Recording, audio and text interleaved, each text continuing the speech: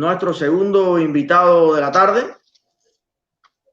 Y estamos hablando de alguien que no es familia ni de Fidel, ni de Almeida, ni de Guillermo García Frías, sino que su conocimiento, su acercamiento a la cúpula del poder en Cuba vino dado por otras razones.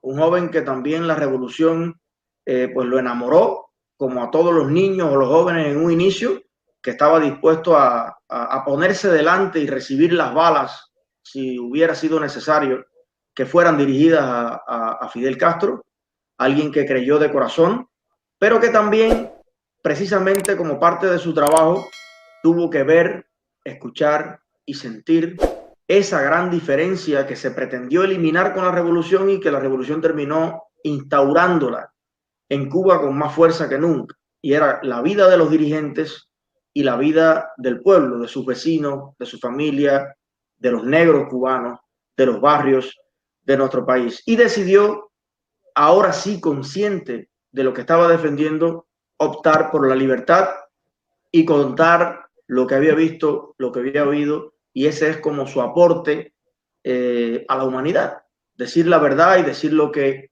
lo hizo cambiar. Bienvenido a nuestro programa, Carlos Calvo, ex escolta de Fidel Castro y actualmente tengo entendido que un emprendedor, empresario, con muchos proyectos, con muchas cosas, que cuando yo te veo luchando por los tuyos y por tu familia, pienso en el futuro luminoso que pueden tener muchos jóvenes que están hoy, como estuviste tú hace tal vez 15 o 20 años, y que en la Cuba democrática del futuro pues serán excelentes empresarios, compitiendo en buena lid con los que no tienen que ver nada con los jefes, ni con mucho menos, pero con oportunidades para todos. Bienvenido a nuestra directa, maestro. Bienvenido, Eliezer, gracias.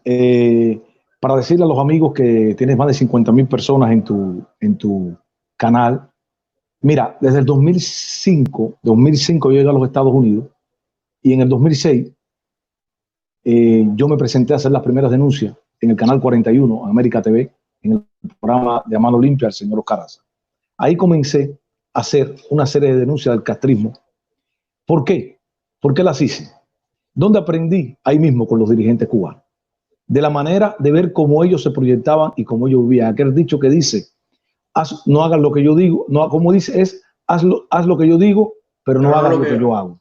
Entonces, ahí te ves. Ahorita que estaba hablando con el sobrino de Richet, yo me recuerdo cuando estaba en la guarnición de Palacio, que había un escrito que decía, yo lo miraba todos los días antes de irme para la posta, decía, contrarrevolucionario no es aquel que lucha contra la revolución, no es solamente aquel que lucha contra la revolución, ni que ataca la revolución, ni que pone una bomba contra la revolución. Contrarrevolucionario es también aquel que debido a sus cargos tiene 2 carros, tiene 2 casas, tiene influencia. Ese es contrarrevolucionario de verdad y hay que aplastarlo. Ernesto Che Guevara. Cuando yo me iba para la posta número 9, que era la posta del buró político, yo veía a los dirigentes cubanos entrar con sus carros, con aires acondicionados, cuando el pueblo no tenía, el pueblo estaba en ese periodo especial. Yo decía, aquí están los verdaderos contrarrevolucionarios del país. Yo veía su estilo de vida, 5 o 6 carros con la misma chapa. Todos los dirigentes de Cuba del buró político tienen 5 o 6 carros con la misma chapa para que el pueblo piense que es un solo carro lo que tienen los dirigentes cubanos. Pero son más de 2 o 3 carros los que tienen los dirigentes cubanos. Eliezer, yo estando al lado del poder fue que me empezó a abrir la mente. La revolución cubana, los dirigentes cubanos, la dictadura cubana siempre le ha tenido miedo a la información. Yo en punto cero, en la casa de Fidel Castro, que ahí fue cuando yo vi la opulencia y todos los recursos que mueve un solo hombre y su familia, es increíble. Y cómo la realidad te alcanza a ti y a tu familia, cómo tú vives y tienes que optar por una decisión, irte de ahí.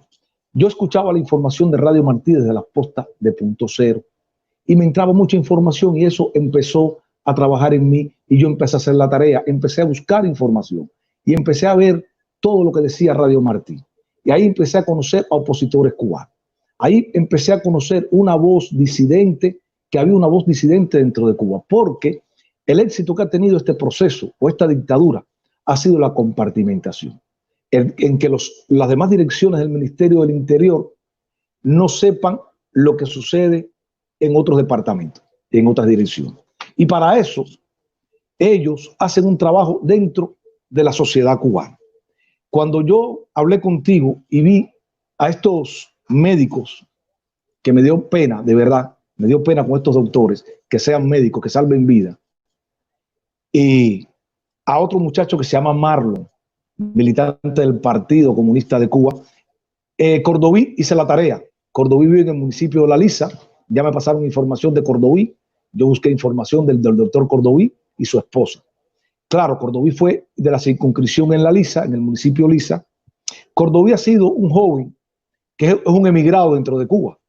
Él tiene que hablar eso, porque Cordoví vivía en malas condiciones en su provincia Granma y tuvo que emigrar para La Habana y vivir ahí en el municipio de Lisa, en la periferia de la ciudad, y hacerse ciudadano habanero, porque Cordoví debe saber que en Cuba hay una represión contra los orientales, en La Habana principalmente, que no quieren, como decía la canción de Bambán, que La Habana no aguanta más. La dictadura cubana está expulsando en estos momentos a muchos orientales de La Habana, los está sacando del país.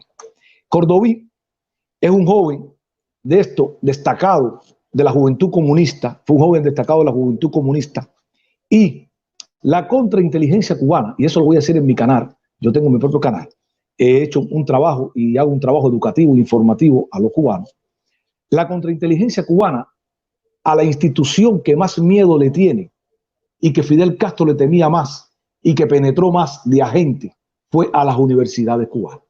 Las universidades cubanas están llenas de muchachos que trabajan para la contrainteligencia cubana.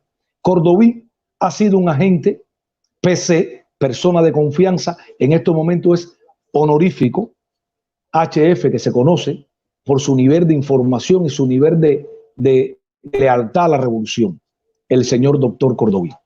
Él sabe que para él llegar a delegado de la circunscripción, como a ti no te dejó llegar la dictadura cubana, es por un trabajo, primeramente, Cordoví, que autoriza el Partido Comunista de Cuba, pero primero le pasa al Partido Comunista, le pasa una investigación de todos los delegados, la contrainteligencia cubana. La contrainteligencia cubana, los oficiales operativos de los municipios. El oficial operativo de la zona de Cordoví le pasa la información al Partido Comunista de Cuba, y el Partido Comunista de Cuba, Cordoví, ¿por qué mentiste cuando dijiste que Eliezer, el pueblo, no lo quiso elegir en el cerro? Lo que sucede es que a Eliezer no lo dejaron llegar, Cordoví, a la candidatura, porque lo bloquea primeramente la contrainteligencia cubana. Porque si algo tiene que saber todos los amigos que están en tu plataforma, Eliezer, que los que mandan en Cuba no es el Partido Comunista Cubano, los que mandan en Cuba son los militares cubanos, esos generales, esos hombres que tienen el poder, los militares cubanos.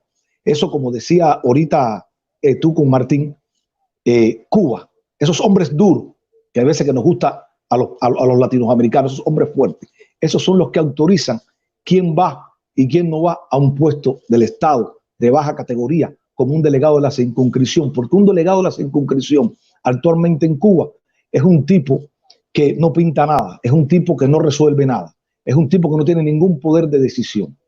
Cordoví, tú sabes que en el municipio de Lisa, quien manda por encima del Consejo de Administración del municipio es el Partido Comunista de Cuba, que el presidente del Consejo de Administración le rinde cuentas al Partido Comunista de Cuba, Cordoví.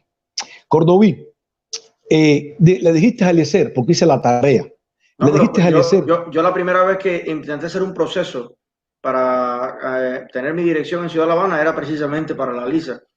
Y tenía que firmar mi proceso, un general que estaba, no sé si era el propio Francis o algo así, pero seguridad personal, porque había dirigentes que vivían en el área y no sé qué, era quien definía si un expediente podía ser tramitado o no. Lo que sucede es que en la Lisa... No, perdón, era en Playa, era en Playa. En Playa, sí, en Playa. En Playa, ¿sabes? Si te vas a mudar para la playa, en todo lo que es desde Primera hasta Séptima, Quinta Avenida, desde Quinta hasta Séptima y desde Quinta hasta Primera, todo playa, todo el Vedado, todo paseo, Plaza de la Revolución, calzada, paseo, hasta la Plaza de la Revolución, tiene que ser autorizado por la contrainteligencia de la seguridad personal cubana.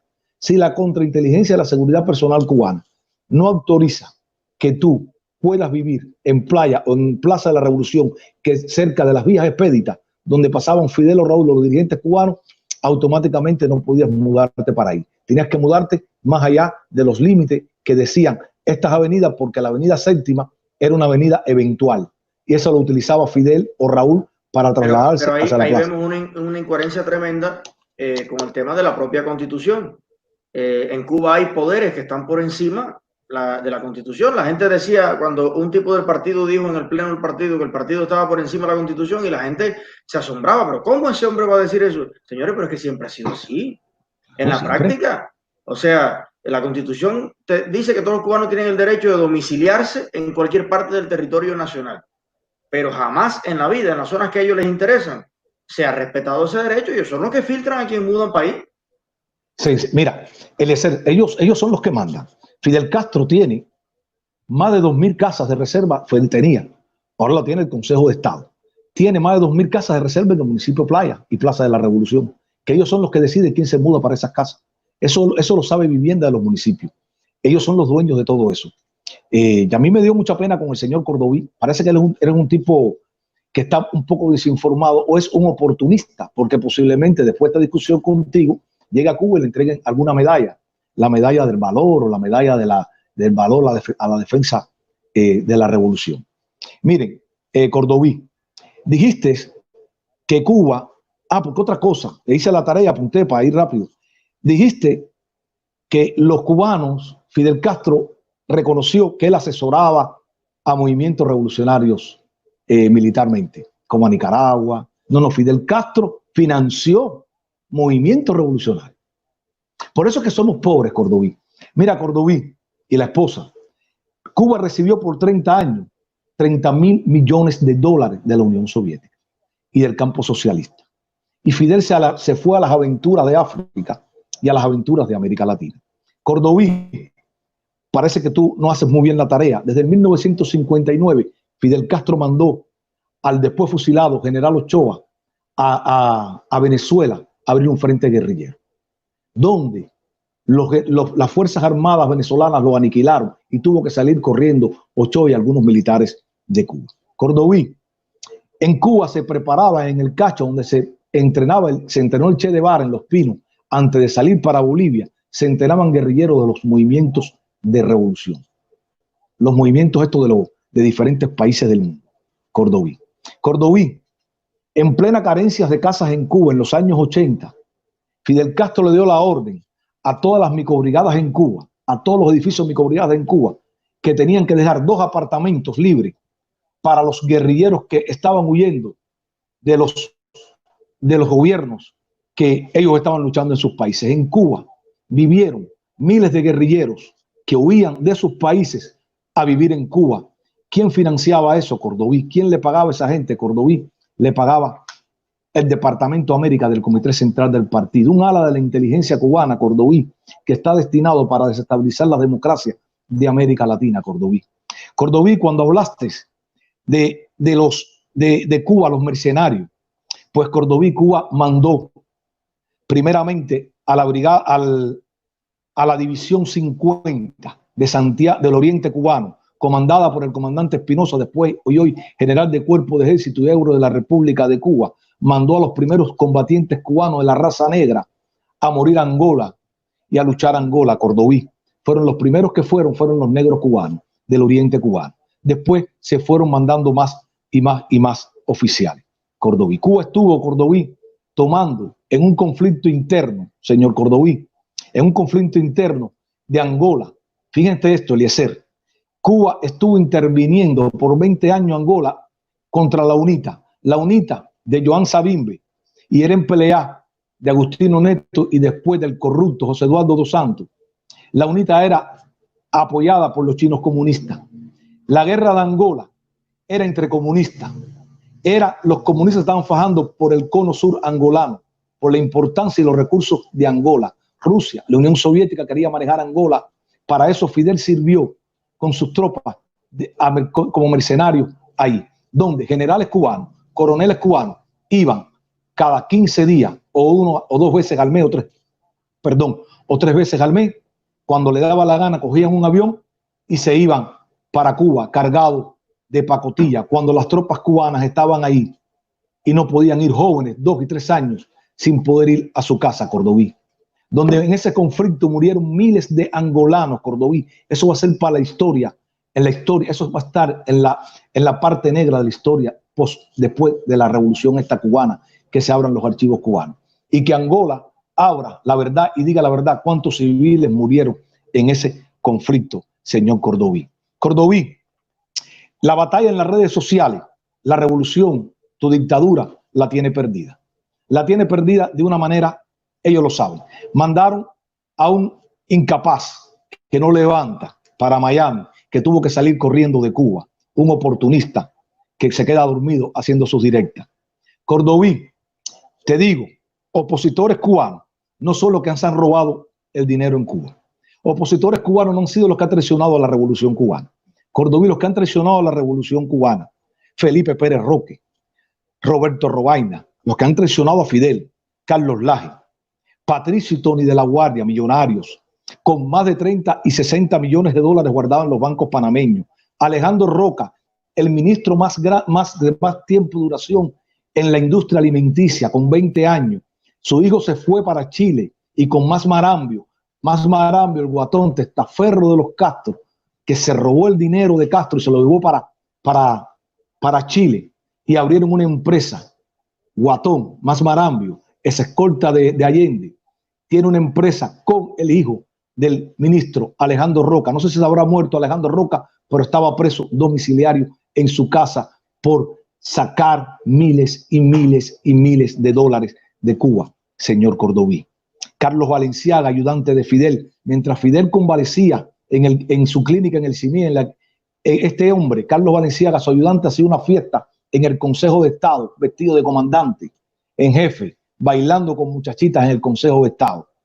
Esos son los que han traicionado a la revolución. Bencomo, presidente de la corporación CIME por más de 20 años, hombre millonario de Cuba, que traficó miles y miles y con cuentas en el extranjero, dueño del Banco Financiero Internacional. El hijo, se me queda, el general Rogelio Acevedo, expresidente de la Aeronáutica Civil de Cuba, general de división. Su esposa, la contadora de más marambio, con dólares guardados en el patio de su casa, con tanques de dólares guardados de 55 galones, Cordoví. No fue Ferrer, Cordoví, no es Eliezer, no es el USAID, no es aquel que tú criticas, que lucha contra la revolución, que quiere un mejor porvenir para Cuba. No es el disidente, el opositor, no es Oscar Elías Vicé, no son estos líderes que merecen todo el respeto de nosotros, los que se han robado y le han hecho daño a la revolución o al país que tú defiendes. Los opositores cubanos, los exiliados cubanos, no se han robado el dinero. Los exiliados cubanos no tienen en la Rambla de Barcelona las obras de arte de Cuba como la tiene el hijo del historiador Eusebio Leal. El señor Abelardo Colomés Ibarra, el primer general de cuerpo de ejército, señor Cordoví y Marlon, militantes del partido, el señor Abelardo Colomés Ibarra, primer general de cuerpo de ejército, su hijo está en Miami, se fugó para los Estados Unidos con miles de dólares y eso le costó el puesto, señor. Cuando el coronel Alejandro Castro Espín se le presentó en su oficina con una carta de su papá que renunciara. Señor, el hijo de Machadito, con empresas de turismo, donde es dueño de una empresa comercializadora, donde tiene miles de dólares. Señor, usted como médico, Cordoví, su esposa Dan Lasti, tienen que salir de Cuba para poder darle comida a su familia, para poder tener un carro, señor Cordoví. Usted tiene que irse a un país como Guyana, porque usted, para poder irse para un país como Guyana, que son selectos los médicos que van para ahí, tienen que ser médicos de confianza del Partido Comunista de Cuba y autorizados por la seguridad del Estado cubano. Yo le digo a usted, Cordoví, que haga la tarea y haga bien la tarea. A usted no mienta que Cuba no le paga o que este país donde usted está no le paga a Cuba. La Organización Panamericana de la Salud, la Organización Mundial de la Salud le paga a las misiones de los médicos cubanos con los países donde los médicos cubanos están.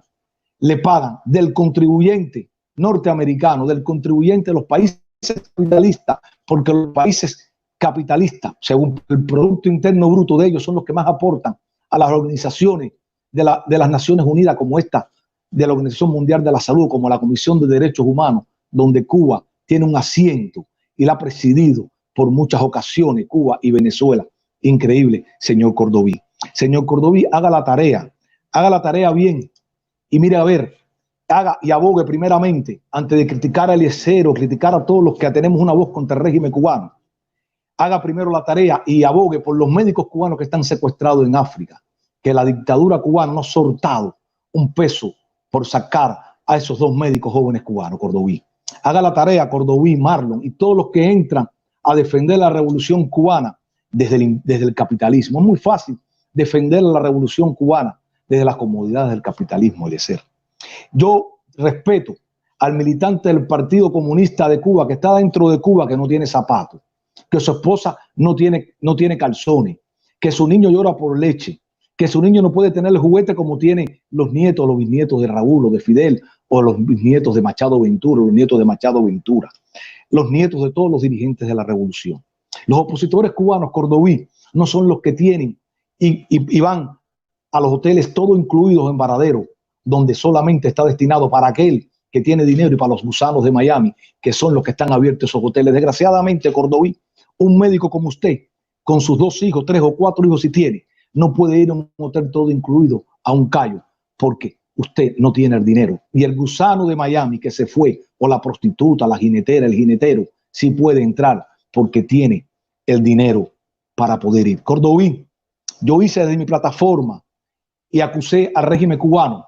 No sé si me oyeron desde mi pequeña plataforma, pero yo dije, ¿por qué la comida que están vendiendo a $30 en los hoteles cubanos a la ciudadanía, que ahí empezó, ahí se veía las diferencias de clase, por qué no se la repartían a los viejitos cubanos?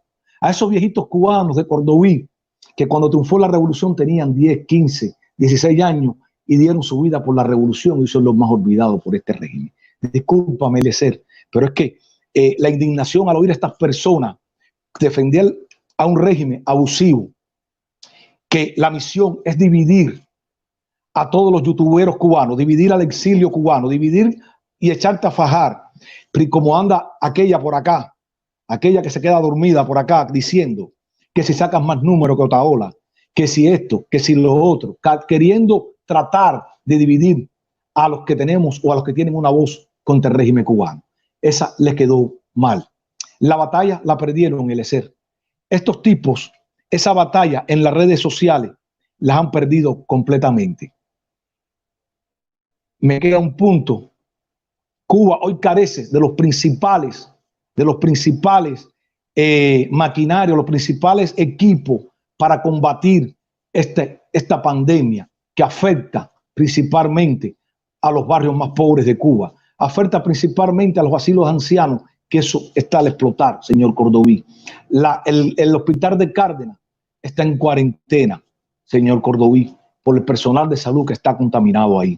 Es una lástima que usted no esté en Cuba, ahí, en la primera línea, tratando de curar o combatir esta pandemia en tu patria, y tengas que salir por unos pocos dólares hacia Guyana, te conviertes en un mercenario, porque tú vas a proyectar y hablar de las ideas de la revolución cubana, que gracias a la revolución cubana ustedes están ahí, Cordoví. Yo viví en México, Cordoví.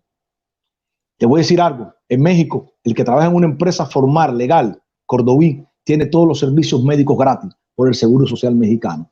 Abonan un dinero, y ese dinero que van abonando, señor Cordoví, pueden tener una casa, pueden ser propietarios de una casa porque van acumulando unos créditos.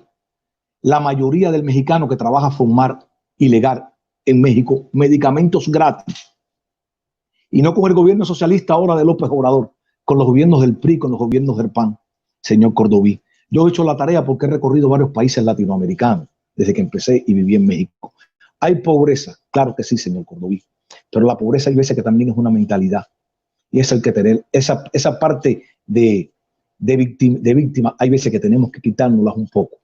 Han habido abusos, claro, empresarios y políticos inescrupulosos que han dado pie a que salgan los Chávez, los Maduro y todo este tipo de personas que hoy populistamente o demagogamente, de una forma muy demagoga, quieren apoderarse de la mente del cubano. Cordoví, con esto voy a terminar, Eliezer, perdóname si no te he dejado hablar, pero quiero responderle a todos estos revolucionarios del capitalismo.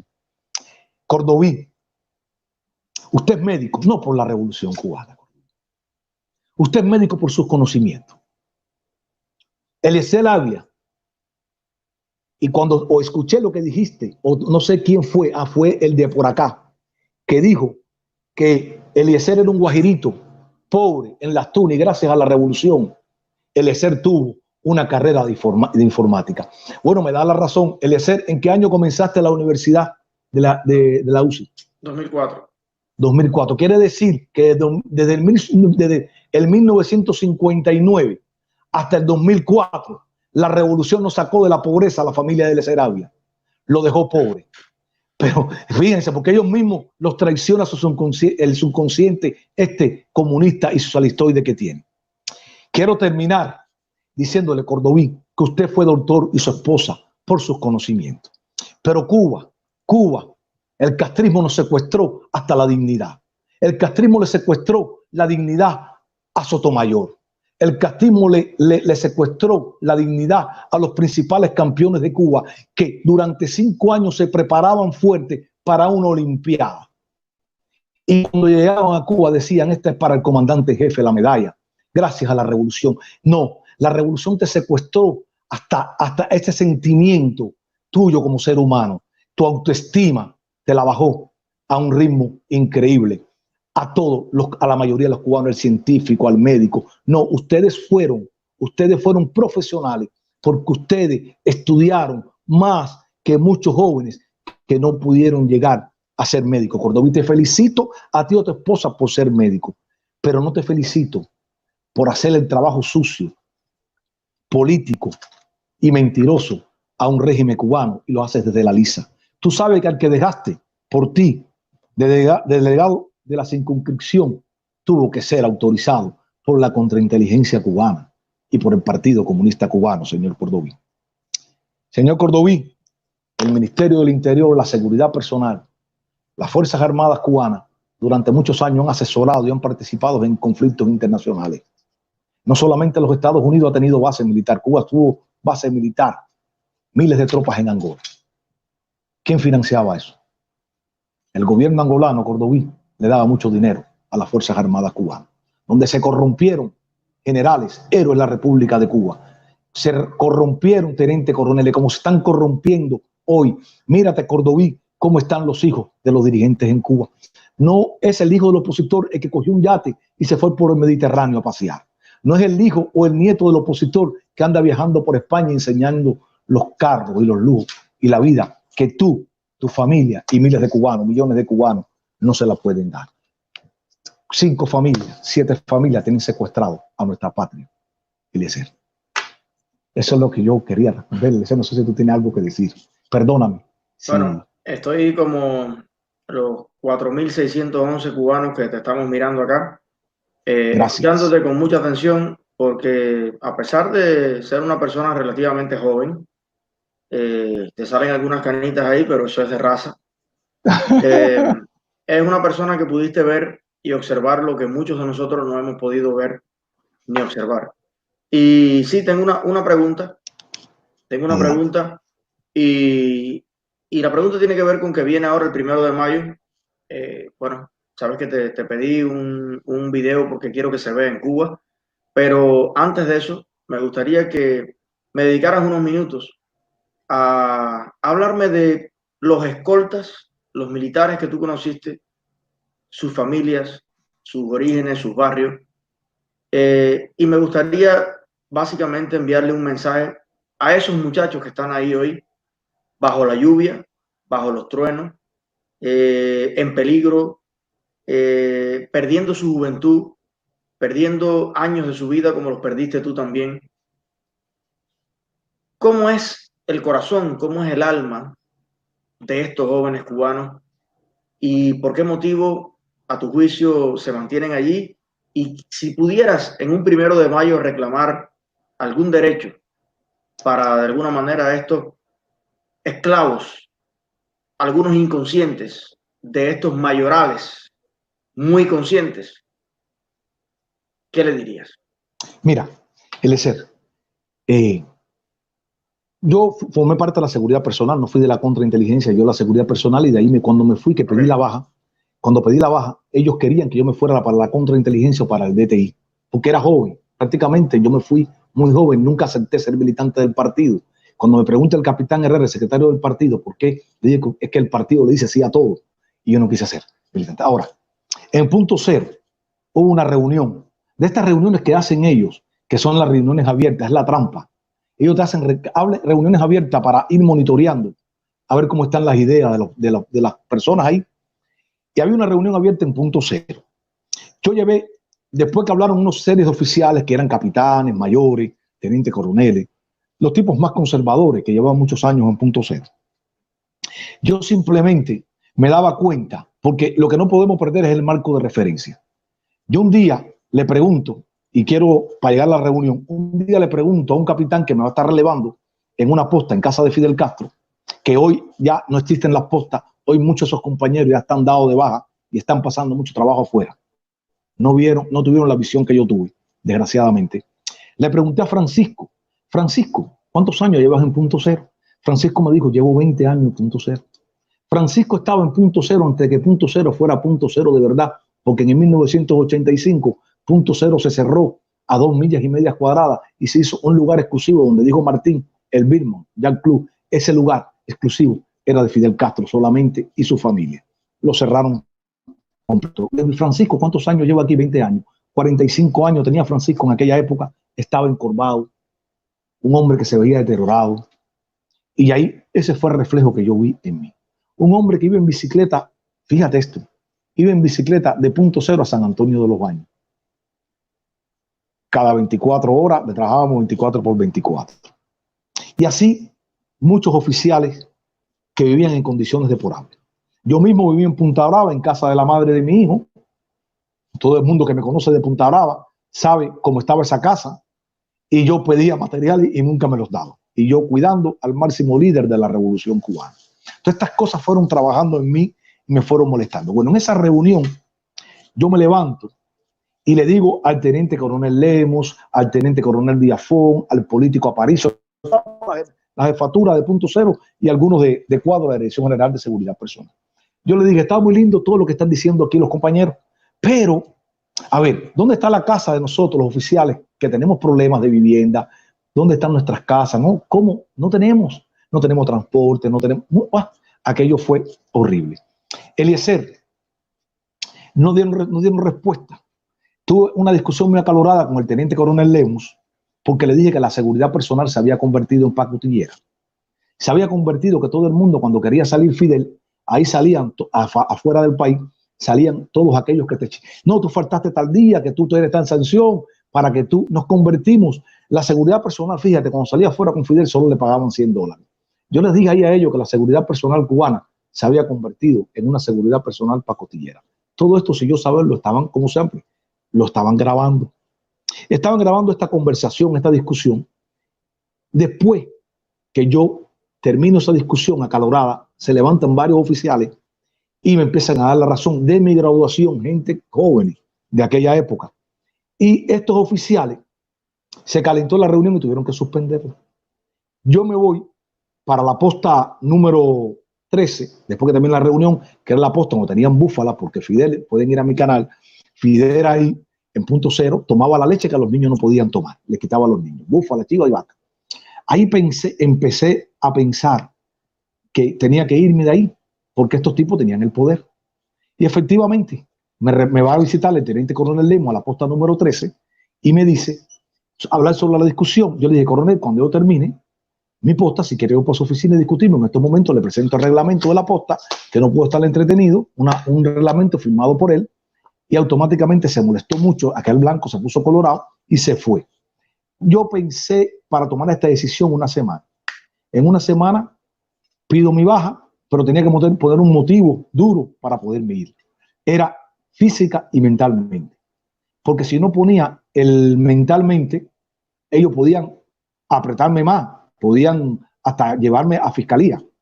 Lo podían tomar como una traición a la patria. Yo le decía que yo no podía ya estar con un fusil cerca de Fidel Castro, y esto automáticamente fue cuando ellos decidieron sacarme me retiraron el carnet de la seguridad personal, me retiraron el carnet. Fíjate, Eliezer, mientras tú le sirvas a esta gente, eres guau. Cuando dejas de servirle, me quitaron el carnet del hospital CIME, donde íbamos a atendernos, y me mandaron a trabajar castigado para la agricultura, para casa. El comandante difunto Almeida tenía unas parcelas por Siboney, muchas parcelas, que eran dueños de él, tenía todo, sembrado yuca, plátano, todo eso era el comandante Almeida. Como un organopónico. Todo eso era de él. Él decidió y se lo agarró él porque es el comandante Almeida. Y yo tuve que ir castigado para ir a trabajarle al comandante Almeida hasta que me llegara mi baja. Pero sucede algo que ellos nunca pensaron. Después que yo estoy una semana, llega el capitán Mayo a trabajar a la agricultura conmigo. Digo, ¿qué pasó, Mayo? No, pedí la baja. Porque estaba pensando, Mayo me dijo, yo estaba mirando a ver qué te iba a pasar a ti. Un capitán que llevaba 20 años en la seguridad personal, ¿ok? 20 años que echó toda su vida ahí. No pero era el capitán, ese no era el mismo del partido. No, ese del partido de Herrera. Mayo era otro, del partido de Herrera, el secretario del partido. Pero después de la semana ya habíamos como 15 o 20 en los campos del comandante Almeida. Pero mandaron a un infiltrado, a Eduardo Sánchez Reyes, capitán Eduardo Sánchez Reyes, como que él había pedido la baja porque querían ver que estábamos hablando ahí adentro. Y empezamos a hablar muchas cosas y disgustados. Ya había personas, tenientes, primeros tenientes, que estaban disgustados. Y te das cuenta que no era yo solo. El pensamiento reprimido, que no podías expresarte en un momento determinado, ahora como estábamos todos en la misma causa, molestos, viendo las cosas, cómo vivían los tenientes coroneles, los coroneles, viendo el robo descarado, entonces tú empezamos a hablar abiertamente. Hasta que Dalia, la mujer de Fidel Castro, se da cuenta porque que estaba faltando personal en Punto Cero, que estaba pasando, porque la dueña de Punto Cero no era el coronel, ni tenía todo, todo el mundo tenía que rendirle cuentas a ella. Y Dalia le informa a Fidel lo que estaba sucediendo, y a partir de ahí, Fidel manda a buscar el video de la reunión, eso es lo que me llega a mí, a mis oídos, y Fidel automáticamente dice que ese grupo hay que disolverlo ya y darle la baja. En el 94, que nos dieran la baja completamente, en agosto del 94, había pasado lo del maleconazo, tenía un grupo de oficiales que estaban reverde, lo mejor era la contrainteligencia, disuélvame este grupo completo y que se vayan de ahí. Y nos sacaron porque no podíamos, fíjate, me acuerdo, el capitán Mulet, fíjate esto, o un oriental, Mulet o de España, no me acuerdo, un tipo que era vecino prácticamente mío ahí, donde vivía mi papá en paz descanse en San Agustín. Óyeme, como yo iba a comer a Punto Cero, fíjate esto, yo iba a comer a Punto Cero, el comedor de la casa número A, porque en Punto Cero habían 3 casas. Bueno, cuando yo iba a comer, el comedor estaba fuera de lo que es para dentro de Punto Cero. Los oficiales iban a comer afuera de una casa. Cuando yo fui, que quería ir a la casa número A, que estaba pasando la posta número 9 de Punto Cero, ¿sabe lo que me hizo este capitán? Me rastrilló la KM y me dijo que estaba prohibido. Un tipo que era mi compañero me rastrilló, oye, me dolió, me rastrilló y me dijo que ya yo no tenía acceso allá adentro, que yo no tenía nada que hacer allá adentro y que por favor, que no le hablara más nunca y que tratara de que su amistad y la mía ya había terminado. Por yo haber tomado esa determinación, militantes del partido, amigos y compañeros míos que me dejaron de hablar simplemente por el hecho de haber pedido la baja de Punto Cero. Me voy para la vida civil.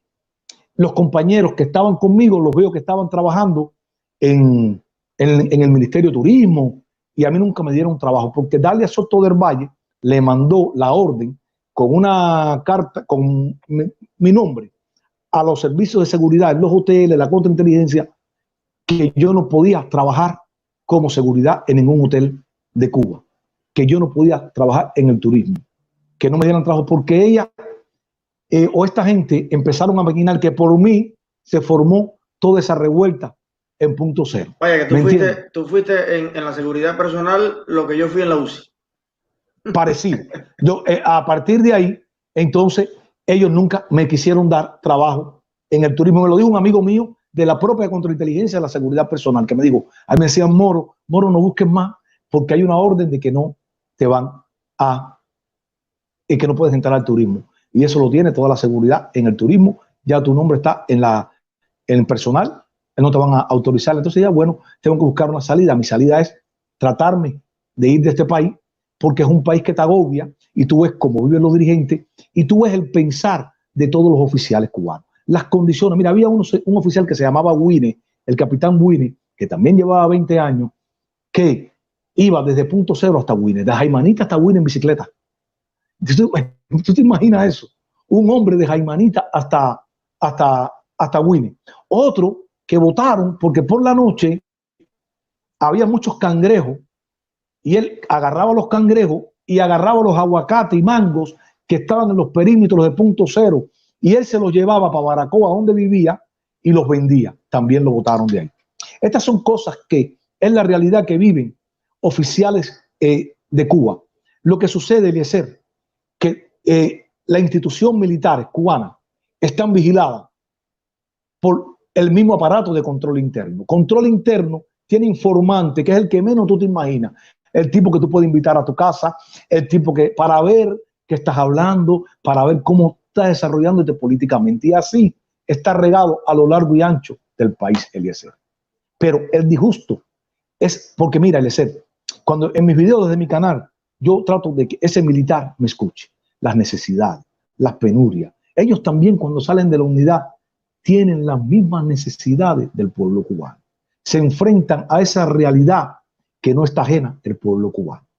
Sucede que ellos no tienen mando, la mayoría no tienen mando. Ahora, el Punto Cero, al morirse Fidel Castro, lo desmantelaron automáticamente y se han reducido las postas al mínimo de la expresión. Muchos causaron baja o fueron para la policía porque todavía les faltaba mucho tiempo. Otros más jóvenes se fueron a trabajar con Díaz Canel y con algunos dirigentes como el vicepresidente Salvador Bardé, pero fueron la minoría. La mayoría de la escolta de Fidel Castro le dieron unos moticos, algunos unas motos y unos carritos chinos a otros y andan boteando. Después de haber cuidado al comandante en jefe, ellos se ganan la vida boteando porque el retiro que ellos tienen no les alcanza. El coronel José, el chiquitico que siempre estaba atrás de Fidel en la escolta, que se lo retiraron como general, lo sacaron, le dieron la baja, estando Fidel vivo todavía, y ese hombre más nunca pudo acercarse a los perímetros de seguridad personal. Ese hombre más nunca tuvo acceso a la seguridad personal, ni más nunca recibió una llamada de cómo está, general.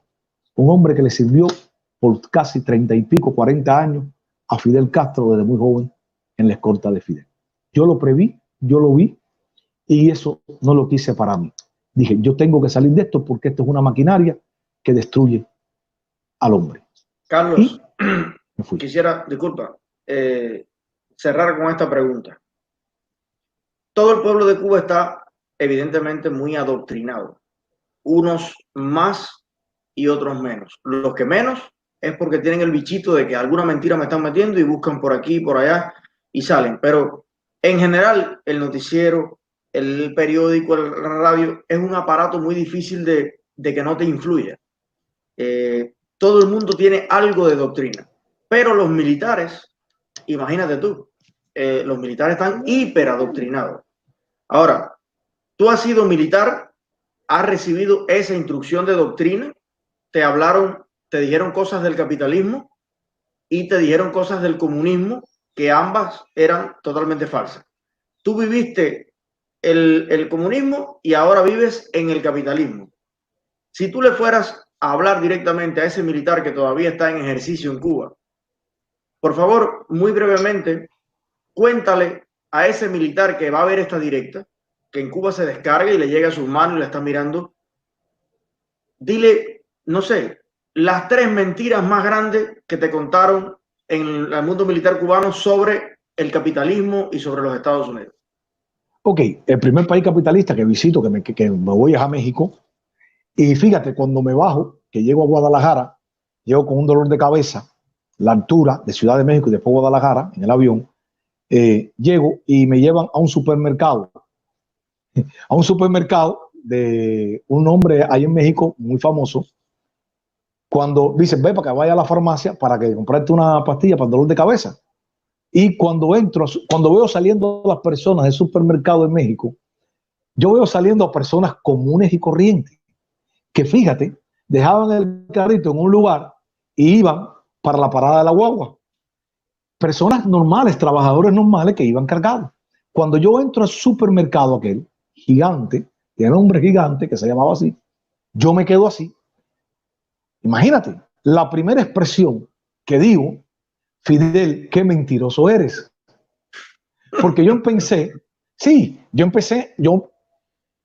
dije, bueno, me voy a encontrar en México el que me presentan en los noticieros En nacional de Taparrabo. televisión. Sí, en Taparrabo. Un México donde está el muerto a trocha, no era mentira que en México está el narcotráfico. Yo viví en México, fui guardaespaldas No, en México. es un país que son 120 millones de habitantes, o sea, como 12 Cubas. Y si en Y Cuba la, todos los fines de semana en un hospital te llega una pila de gente con puñalas, imagínate tú, en 120 millones de habitantes y con el problema de narcotráfico que tienen, claro que hay muertos. claro, no, y la ubicación geográfica de México es el punto de almacenamiento para el país más consumidor del mundo, que son los Estados Unidos, que es el que paga la droga. Entonces, yo me encuentro así, digo, wow. Ahora, cuando comienzo a trabajar en un país capitalista, tercermundista, como México, yo comienzo a trabajar y me resuelven un trabajo en Tijuana, voy para Tijuana, fíjate, en Tijuana, la frontera, y empiezo a trabajar de jefe de seguridad del mall más grande de Tijuana, Plaza Río.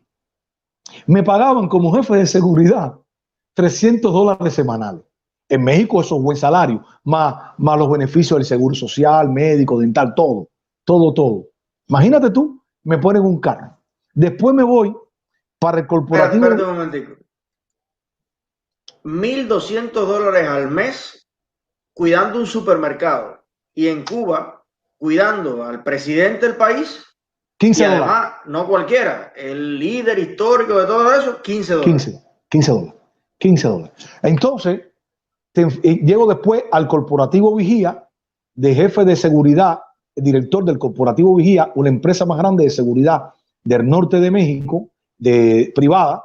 La señora Herminda, que era dueña, su esposo había muerto en un accidente en helicóptero, era militar, ella se entera que yo fui militar, me pidió mi servicio, empecé dando clases a los muchachos de seguridad y le levanté la compañía porque ella atendía lo que eran las oficinas de gobierno federales y estatales de ahí en el norte de México, todas las clínicas del Seguro Social en México.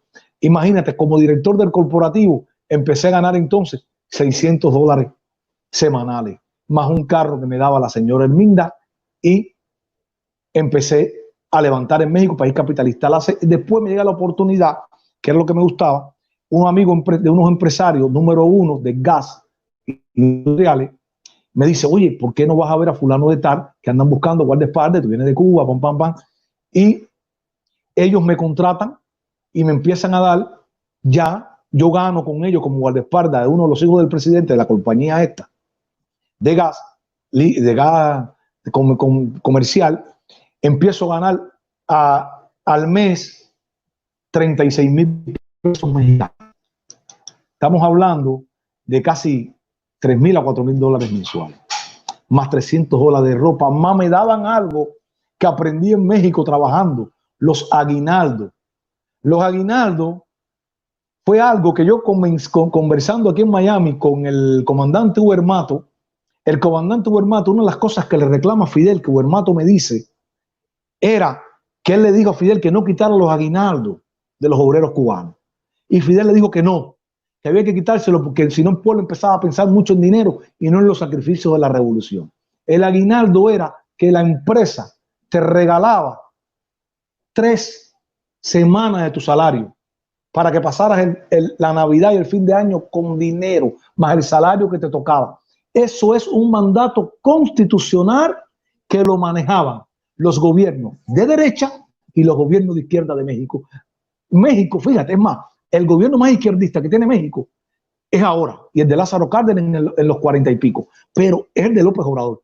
Siempre México se ha mantenido con los gobiernos de centro y derecha. El PRI, la dictadura perfecta, pero el PRI daba los beneficios en su carta, de la carta magna de la Constitución, está que las empresas mexicanas tienen que darle el aguinaldo a sus trabajadores mandatorios. Y otra cosa que me daban a mí, por ser de confianza, que está también establecido en los estatutos de las empresas mexicanas que a secretarias y a guardaespaldas, a choferes y eso, se le daba un dinero, proporción a un salario. A mí me daban, por confianza, en fin de año, $1,000.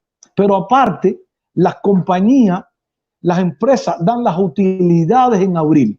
Fíjate esto, si Cuba tuviéramos esto. Yo decía, pero esto sí es comunismo. Yo le decía a los mexicanos, esto es comunismo aquí.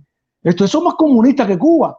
Imagínate que las compañías tienen unas utilidades de millones de dólares o millones de pesos y ellos tienen que repartir parte de sus utilidades a sus empleados, a distribuir la riqueza de que ellos ganaron, la distribuyen a sus empleados. Eso es comunismo, Eliezer. Eso es un bienestar social de verdad. Yo pregunto, ¿en Cuba existe eso? ¿Qué trabajador cubano habla de aguinaldo? ¿Qué militar cubano recibe un aguinaldo? Oye, ¿por qué tú crees que eso no sale en el noticiero en Cuba? Porque eso no puede salir, porque eso no les cuadra. Porque es que, fíjate como dice Esteban Lazo, no sé si te escuché a ti decir o a alguien que dijo, Esteban Lazo decía que, bueno, si el socialismo, si quisieran un socialismo como el de Canadá, como el de Europa, ellos nunca hablan de ese socialismo. Ellos casi nunca hablan de Canadá, no te das cuenta. Siempre es Estados Unidos y América Latina. Estados Unidos, para que el cubano tenga miedo, para que el cubano sienta temor a salir. El otro día había un señor en Tu Directa que era de Monterrey, cubano, que tiene a sus hijos en Monterrey. Y él decía, yo fui muy bonito a Monterrey. Les voy a decir una cosa, Monterrey está más desarrollado que Miami. Tremenda ciudad industrial. Cuidado con Monterrey. Es una ciudad donde el nivel de vida es alto para todo el mundo. Oye, pero tú sabes que yo no sé si tú has visto en mi directa que yo siempre digo que hay dos países en el mundo que todo el mundo debe conocer y que son culturalmente inabarcables. Uno es México y el otro es España. O sea, pero lo que me gusta de México es que hay muchos países latinoamericanos. Tú vas a El Salvador y es San Salvador y lo demás es monte. Pero alguna playita. Pero en el caso de México no es así. Estos estados que son federativos. O sea, yo fui a Puebla, fui a Veracruz y fui a Nuevo León. Wow. Señores, Nuevo León me impresionó. Una cantidad de estadios, parques para jugar, instalaciones deportivas los cubanos que viven allí me decían, esto es gratuito. Esto yo salgo de mi casa con el perro, con los niños y quiero jugar tal cosa y voy para tal lado. Una cantidad de producción de pieles, zapatos, de todo. Yo decía, señores, pero estamos pisando territorio, esto es México, si esto es tercer mundo, señores, ¿Cuba qué cosa es? Porque si esto es tercer mundo y aquí hay los mercados abarrotados, la gente con sus carritos, unos más modernos, otros menos, el campesino con su camión para trasladar las cosas, señores, esto es México, y me invitaron nada más y nada menos que a comerme una vaca el fin de semana. Chacho, como comen un vaca lo del norte. Pero tú y cabrito. Me pasó lo mismo que a ti, porque al final tú dices, coño, está claro, primer mundo con tercer mundo, coño, estás comparando que no sé qué, que yo creo que sí nos podemos comparar sin problema, pero México es también del tercer mundo. No, y te voy a decir una cosa, México tiene un desarrollo, lo que pasa es que hay que decir la verdad, el desarrollo no ha sido parejo, pero puede vivir. Si tú sales y trabajas duro y caes en una compañía, estudiaste y calificaste o hiciste un negocio, yo tuve un negocio en León, Guanajuato, yo viví en León, tremenda ciudad, León, Guanajuato, la piel la capital mundial de la piel. Hay más zapatos ahí que en muchos países del mundo juntos. En León, las botas que yo tengo aquí, yo las traje de León para Cuba, las exploté en Cuba, construí, batí mezcla como un animal y mis botas con las que yo trabajo aquí, a veces hasta me las pongo para cualquier cosa, son esas mismas, tienen como 8 años. No, olvídate. México es un país un país rico culturalmente y culinariamente también. Entonces tú ves que vas aprendiendo y vas conociendo y vas comparando. Porque yo cuando discuto con algunos socialistas, le digo, el problema mexicano, porque México está lleno de socialistas, defensores del castrismo, yo le digo, y profesionales, yo les digo, compadre, pero es que yo viví en México. Es que yo puedo comparar porque yo viví en Cuba y viví en México. Yo puedo comparar. Yo viví en Tijuana. Yo visité por mi trabajo casi todo México y tremenda ciudad. Y el que trabaja en México, mira, te voy a decir una cosa, hay miles de cubanos cumpliendo sus sueños en México, con empresas, con pequeñas empresas, con pequeños negocios, miles de cubanos, después de que el presidente Fox llegó al poder.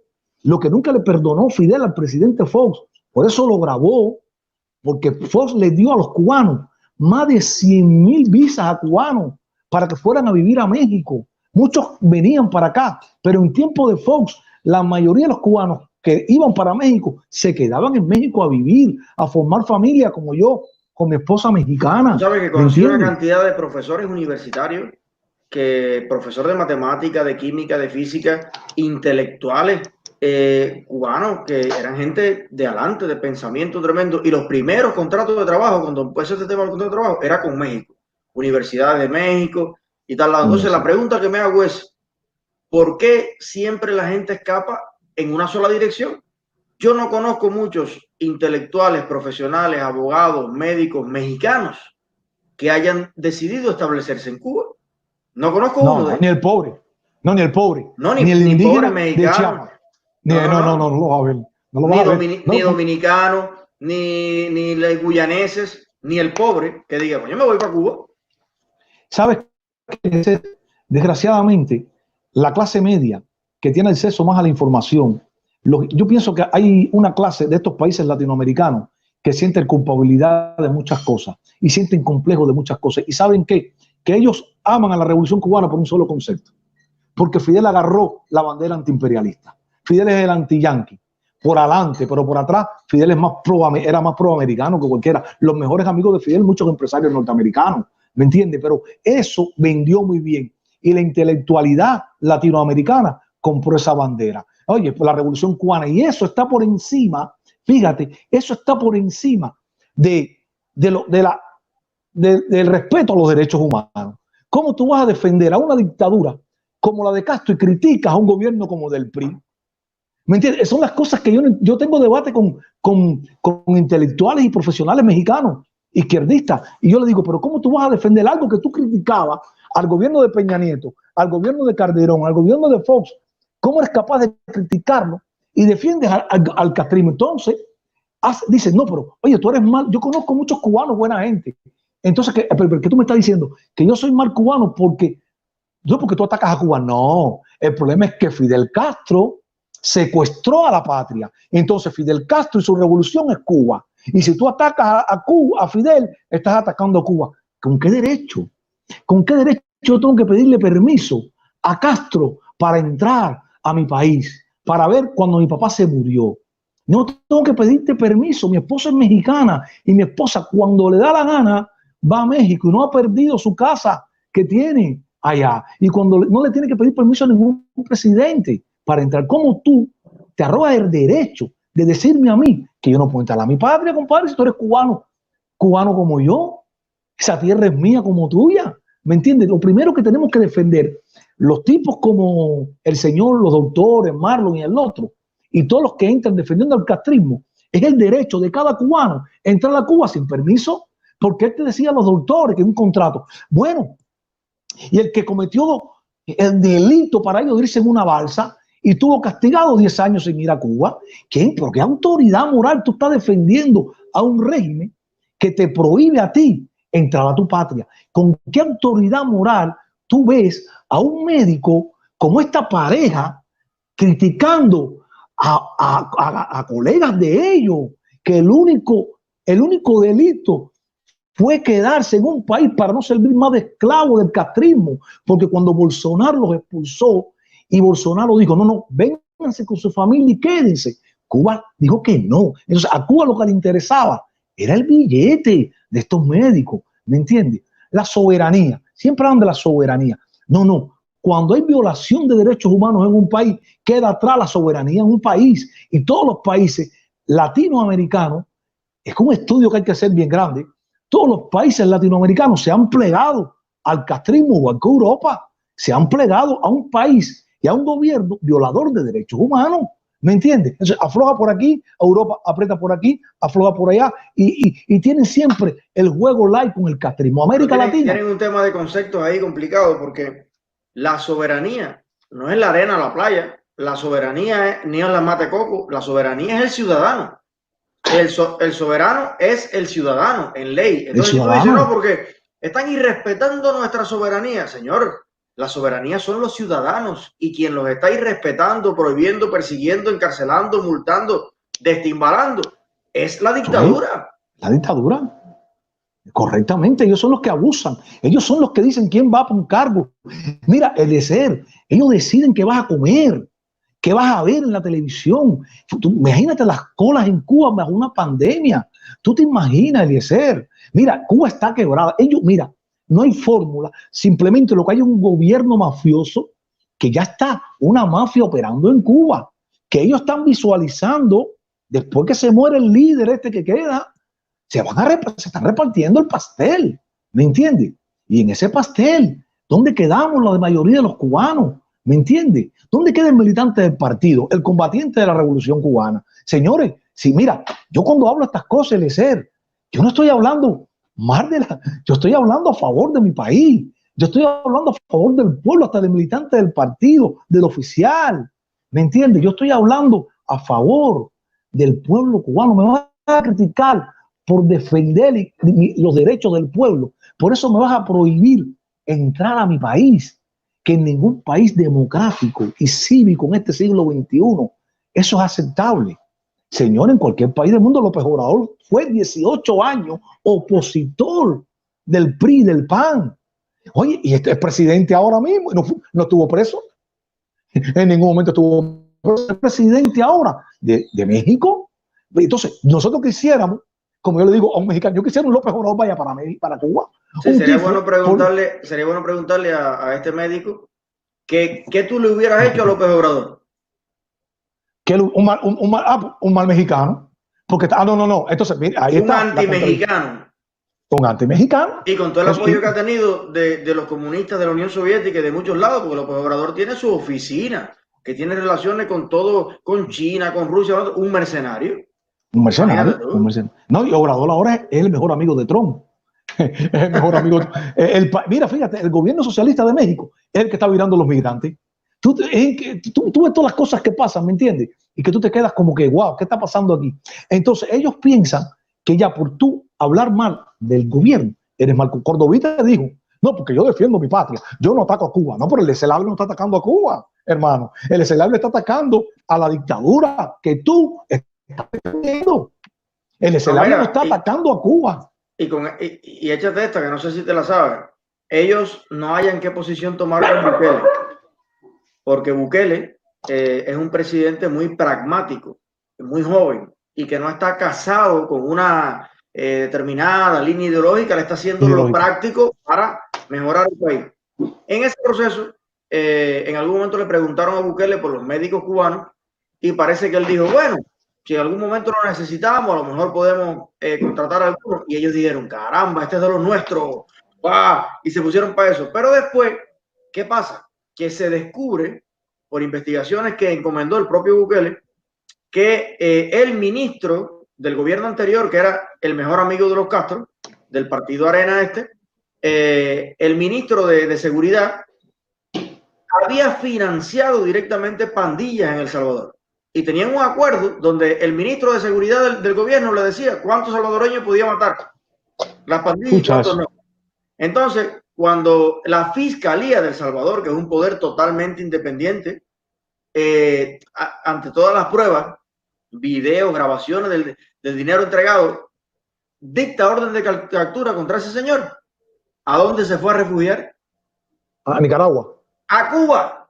¿A Cuba? ¿Está en Cuba? Está en Cuba. Ah, no sabía. Está protegido por la dictadura cubana. Entonces, mi hermano, yo que lo único que he hecho es estudiar y trabajar en Cuba, que nunca me he llevado ni un pare, que no tengo ni una multa en Cuba.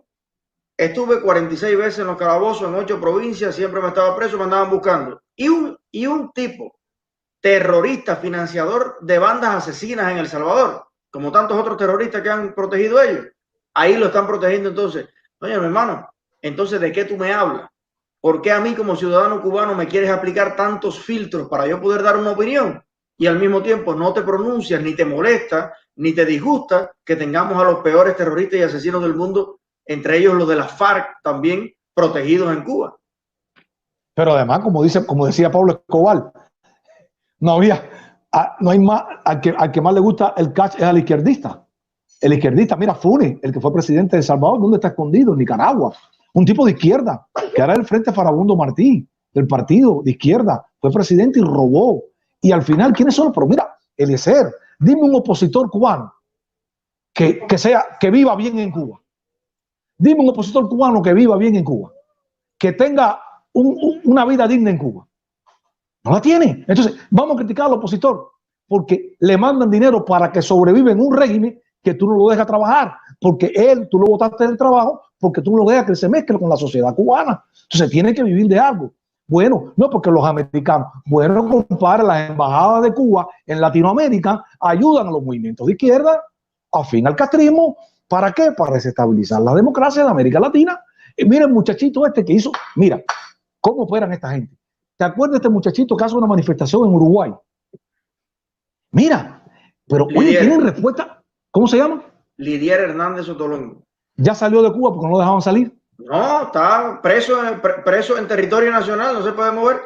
En la cárcel grande. Ahora mira, fíjate cómo actúa Cuba. Señores, ¿pero quién financia esto? Esto descaradamente. Ese muchacho no estaba llegando a la embajada de Uruguay y ya la estaban esperando las tropas de respuesta rápida uruguayas. Los mercenarios pagados por la dictadura en Uruguay. Claro, tienen fondos a través del ICAP, del Instituto Cubano de Amistad con los Pueblos, que financian a esta gente. Y ya tienen esos grupos ahí. ¿Cómo? Oye, en un país libre, ¿cómo tú vas? ¿Cómo que es esto?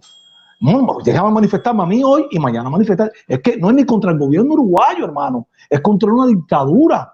Pasa lo mismo en Brasil, en México, en Argentina. Todo Maduro, si se encuentra en Venezuela, también salen venezolanos, en España. Oye, españoles defendiendo el castrismo. ¿Tú te quedas? Pero caballero, ¿qué es esto? ¿Qué locura es esta? Bueno, es horrible. ¿Por qué? Pero este año le hemos dado la vuelta, todavía no completa, pero creo que las redes sociales y la libertad de información y la cantidad de cubanos en el mundo entero que estamos comprometidos con que esta situación no siga así, y con que la impunidad de la dictadura no siga ocurriendo en todos los rincones, creo que de alguna manera hemos encontrado un terreno en el que podemos avanzar y lo estamos haciendo. Y bueno, tenemos que dejarlo hoy hasta aquí, porque de lo que me doy cuenta es que con el embullo que tiene la gente que te está escuchando, lo alucinado que estamos todos con tu experiencia y con tus historias, y además lo útil que es tener este tipo de conversación, creo que hay que hacerlo unas cuantas veces para abordar muchísimos temas. Así que bueno, te pediría más bien... Y los invito a mi canal también. Exacto. ¿Dónde te pueden ver? Calvo. Carlos Calvo es miembro de la seguridad personal. Tenía 2 canales porque me habían tumbado un canal de hace 3 años que lo comencé.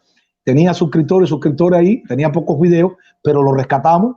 Y se llama Carlos Calvo, es miembro de la seguridad personal. Ahí yo hago los análisis, desde mi experiencia. No soy un gran académico, no soy un intelectual, simplemente soy un cubano con vivencia y que tengo esa sagacidad o empíricamente esos análisis que hago sobre la geopolítica en Cuba interna y de latinoamericana, porque me he interesado, he hecho la tarea, leo. Tengo un negocio donde tengo un programa de educación, de liderazgo, y leo mucho y me gusta leer, no solamente... Vale, sí, perdón, termina. Perdón, no, termina. No, que era, porque me están preguntando en el chat, a ver, ¿qué deben poner en YouTube? Tu nombre, Carlos Calvo, y eso te lleva al canal. Es miembro de la seguridad personal de Fidel Castro. Ok, esa es la referencia y ahí te lleva a tu canal. Ok, el nombre del canal es todo esto así largo, compuesto. Carlos Calvo. Si te hubiera visto antes, para que tú, cibernético, me pusiera el nombre, pero bueno, pienso que... Te prometo que ahí vamos a hablar después para que Fernandito, que es el experto de nosotros, la misma Rachel, te den unos consejitos para poner en orden el canal, que a veces hay que compartir algunos tips, porque creo que tu canal es un canal muy interesante. Tú tienes una vivencia con tus propios ojos, viviste muchas cosas y es un testimonio que deben escuchar todos los cubanos dentro y fuera de Cuba, y muchos latinoamericanos y europeos y norteamericanos. De hecho, gracias, cuando me vuelvan a invitar a la Universidad de Gainesville, que lo vamos a hacer ahora cuando se acabe la cuarentena, tengo que ir a reunirme con la Asociación de Estudiantes Cubano-Americanos Universidad. Yo quiero que tú estés allí, pues tú vives muy cerca. Sí. Y yo creo que las nuevas generaciones deben escucharte, tu experiencia. Así que, bueno, Carlos, mi mejor abrazo. Gracias, y felicidades por el trabajo que estás haciendo. Y nada, tu saludo a a tu fanaticada, que hay casi 5.000 personas mirándote. Ahorita había 5.000. Me lo saluda. Ya me están enviando algunos, creo, mucha invitación a su Facebook, a las redes sociales. Gracias, de verdad. Gracias, como siempre le digo, gracias a Dios, amigos, por seguir la plataforma Eliezer. El trabajo que está haciendo Eliezer es muy bueno porque estás haciendo un ejercicio democrático que tenemos que aprender cada cubano. A unos no les gusta, a otros no les gusta. Yo siempre digo que los comunistas tienen algo. Los comunistas suman siempre gente a su favor. Hay veces que, desgraciadamente, los que luchamos contra el comunismo, luchamos contra el sistema imperante en nuestra isla, hay veces que les cuesta trabajo a muchas personas aceptar a personas que en un momento determinado formamos parte o fuimos parte de ese sistema. Y desgraciadamente hay que unirnos entre todos, porque lo único que queremos todos los cubanos, el único fin es ya una Cuba libre, una Cuba fuera con esta dictadura que nos oprime a nuestra patria. Muchísimas gracias. Luz, perdón, sí. No, tranquilo. Gracias a ti, a tu familia, a tu esposa, que igual, siempre, saluda a tu esposa. Siempre las esposas se llevan la peor parte. Porque nosotros estamos aquí también, no solo porque es útil y es necesario, sino también porque sentimos la necesidad y nos gusta hablar de política. Y a veces mi esposa está con la niña toreándola en el cuarto y para que no salga, la tuya probablemente haciendo 20.000 cosas. Y ellas también son parte de todo esto que hacemos. Así que nada, gracias. Sí, gracias. Y nos veremos muy pronto cuando acabe la cuarentena. Dios te bendiga. Dios te bendiga mucho, Eliezer, y gracias por darme la oportunidad. Okay. Gracias a ti. Saludos.